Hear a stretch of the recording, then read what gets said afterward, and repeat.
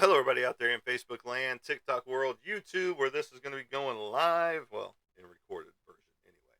So, here we have Vampire Ninja ONO, Volume 2, Curse of the Hakken. I am Monty Anderson, your host here at 412 Productions, and we are doing the incentive program with Ben Dunn and Anarctic Press on their title releases. Now, again, this is Vampire Ninja ONO, Curse of the Hakken, or Hakken, Hakken. Um, if you recall the review I gave of Book 1, I really liked the Volume 1 that they had. Now, this one I like too. I wish they would have kept the blood splatter on it as well, but, they did not. So their alternate cover, the variant cover, is the blank cover that looks like this: Vampire Ninja Ono, Curse of the Hakken, which you don't see on here, which is kind of surprising that they don't have the same title going on that they do on the variant book right there. Now, this is a multi-chapter book inside of itself. The artwork is completely different. Um, I don't even think I've got a page that tells me who actually wrote or did all the stuff in here. I'm gonna look real fast because I don't remember seeing that page unless it's somewhere else. Now, I'm not saying the art is bad in this one, because it's not. I'm just saying it's completely different than the first one. There's a lot of cool stuff in here. It gives you the feel of like Ghost in the Machine, um, and those type things, which is really nice. Ghost in the Machine, artwork as far as that goes. Now, again, different story. They're not following Alex like they were in this one, who has come back stateside, I'm guessing, at the end of that volume 1. Now, I don't know if there's more to that one in particular, because again, that shows that it came out in 2001, and or 2021, not 2001. Correction, 2021, and so I don't know if they did any more volumes for that particular Vampire Ninja Ono Volume 1, 2, 3, or something like that. Because now we find ourselves in Curse of the Hakken, and Chapter 1, Wolf in the Fold, showing Los Angeles. Ninja Ono is running on the rooftops and jumping down like she typically does. Now, we do have the same characters per se. The artwork is different, so the characters look different. Because this is the same character that was with the other guy over there. And now she's fighting him 100%. And so she was being chased by him, on the rooftops. And that's what we're seeing here in this one, as this character is chasing Ono on the rooftops right there. And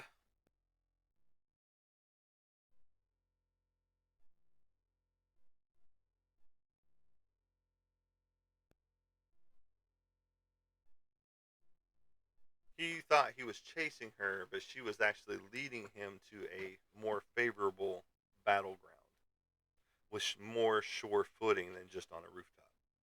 Even though they're still on a rooftop, that's what this whole scenario went through for us. And they're both trying to end each other, so they are battle commencing ensue. Which, that's Ben Dunn's books for you. They have a lot of action in them, because, like I said, he made a quote that said, "How do you keep your readers involved in your book?" Basically, he said, "Action on every page." You know, so she takes a good hunk out of his back in this shot right here, and you see the big slice down his back right here in this panel right there, and he gets the best of her in that shot, and he stabs her through the arm, shoulder area, and she flicks him off.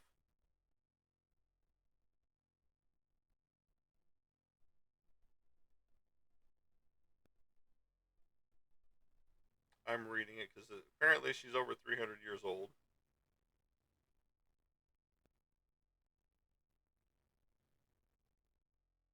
Apparently she was in a cave for a long period of time before she materialized into the light of day or darkness. Um,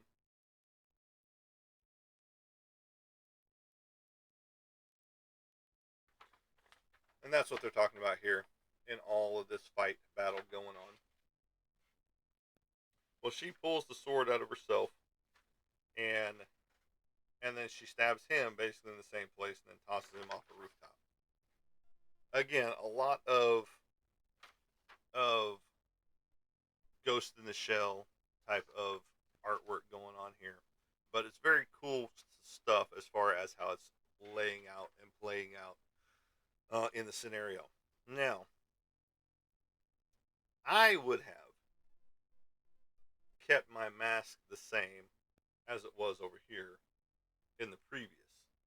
Now, this dude falls from a huge height, as we can see, as he's falling off the roof right here. Whoop, going way, way down. And then the next shot you see is him crashing to the ground, and then he gets up, half a mask, tosses the mask with his cut back. He lost her, he says to whoever he's talking about. And then he hears a bam from behind him.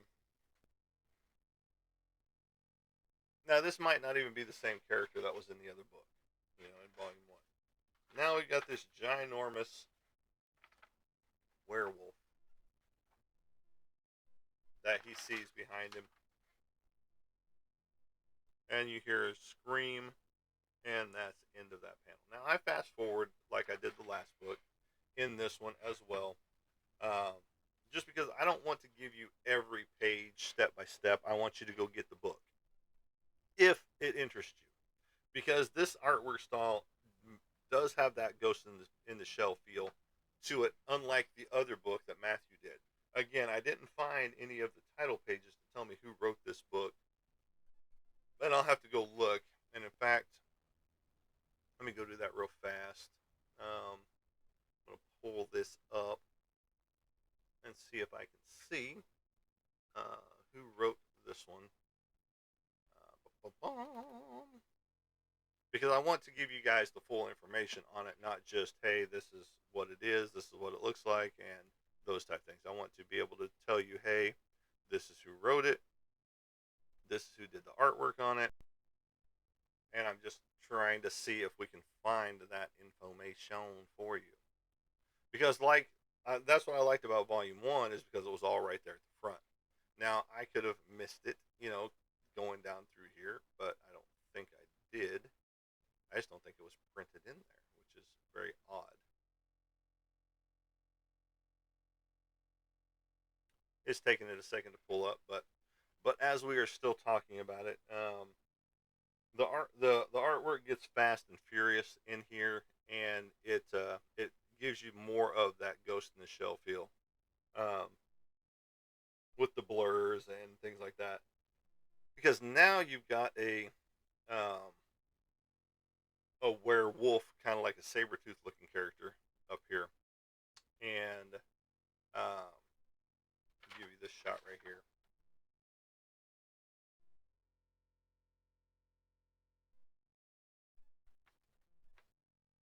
And he's talking about they're starting to piss him off, all this good stuff. I'm gonna go back up to the front.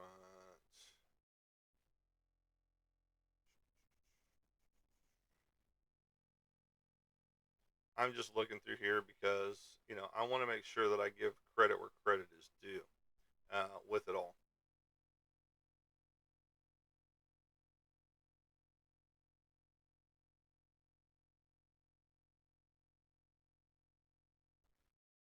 So she finds him later on, and the guy that the werewolf has dismantled, you know, and so we skip quite a bit before we get into the next segment in here.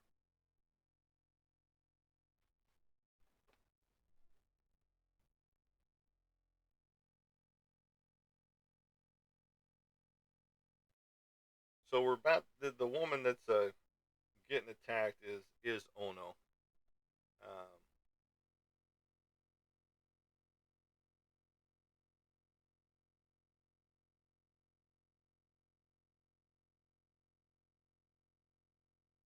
And so I'm just still trying to figure out if there is any artist page that tells me who did all this work.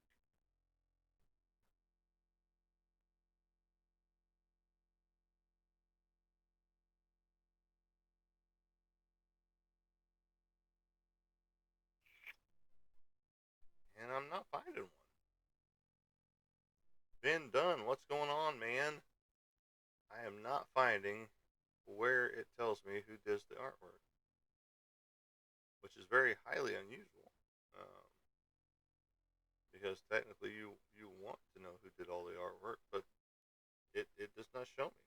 So either there was a page missed in the PDF, or they didn't include a page that tells you who does the artwork and who wrote the story and all that good stuff. Because yeah, I am not seeing it anywhere in here.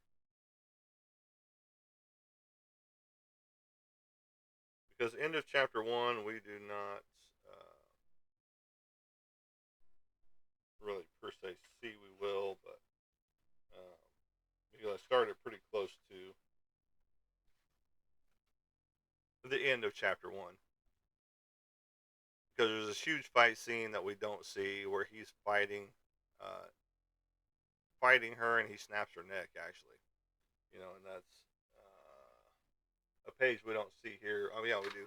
You do see it on this page right here, where he snaps her neck. So I apologize. There is no page that tells me who does all the artwork and all that stuff. But you see her snap her neck right here, and she falls down. Basically, well, it looks to be dead, but she's a vampire, so she can't die. In that means, anyway. So he's got the better of her, this saber tooth like character, and he's telling people to get out of his way. They're leaving, and about that time, he takes a leap out the window, and that's the end of chapter one. Now, chapter two, Wolf in the Fold. You come up, and they're racing away. He's got her tied up in the car, and again, this is Ono in the car, and now the police are at the building, and they're questioning everybody. Right here. But again, this one is a more of a manga feel to it, if you will, than the other one. The other one had this straight up comic book feel in Vampire Ninja Ono Volume 1. And since there's no Volume 2 on this one, I can't assume that it is part of the same volume as the other one. So you've got the detective that looks a little like, Commissioner Gordon in here. And they're still questioning everybody that was at the building. And so you got right here, as they're watching him try to get a signal, right here. This is the Commissioner Gordon looking guy. So he's taking her to this other woman who asked for him to find her and bring her to her. Uh,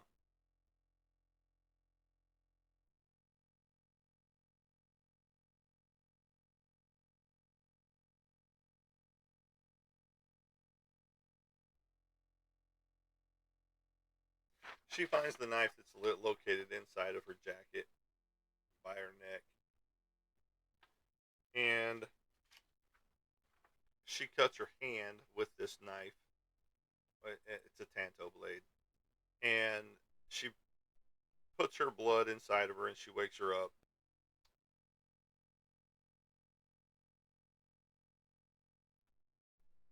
And she's trying to figure out who she is, who this person is, as they're chit chatting right here. And she's getting angry. And then she tells her who she is. And then you realize, didn't you? He made you. Who? The one who made me. Made me? No. Do you truly don't know, then do you? Hardly. Um, you truly don't know, then do you? When he turned you, did he give you the same empty promises and lies he gave me? Hardly. You you have it all wrong. But let's not talk about me. Let's talk about you. You are a sire of Cage Tequil. From him directly or from one of his others. If you mean that he make me a vampire himself, then yes. And why? Out of love, he would say, but he is empty and cruel. The meaning of that word does not exist inside his heart. He is a killer, always has, even before he became what he is now. For a killer to love it is not the same as for someone like you or I. So they're having a whole conversation about this guy that turned her, Ono, into a vampire. But the way it's reading, the other one is actually the one that turned him into a vampire. Well, now you've got this wolf-like character that just slams Commissioner Gordon. That's not Commissioner Gordon, but it looks like Commissioner Gordon right here, all the way out of the car. And then again, a fight breaks loose. The commissioner comes running. Blood's going. Then a head gets thrown because it gets lopped off. You know, and he's talking about it right there. And then gunfire happens, blood, more blood, all kinds of stuff is going on. All action blurs and things of that nature. And then Ono shows up on the scene. And she stabs this saber-tooth looking character. He is no saber-tooth, but that's just what he looks like. And then she pokes him in the eye, and they take off. Right there. Now they've got the cops chasing them. They're chit-chatting in the car. She's throwing ninja stars and destroying cars as she gets on top. And then here comes the wolf guy, chasing them down. And he's like, miss me? Well, they crash and burn. And there she is, coming out right there. So he shoots her. She lands on the ground. He's going after the kid in the car. Right there. And again, fast forward through it all. And we're coming to the end of this one. And they're talking again. All this ensuing stuff where she's holding him.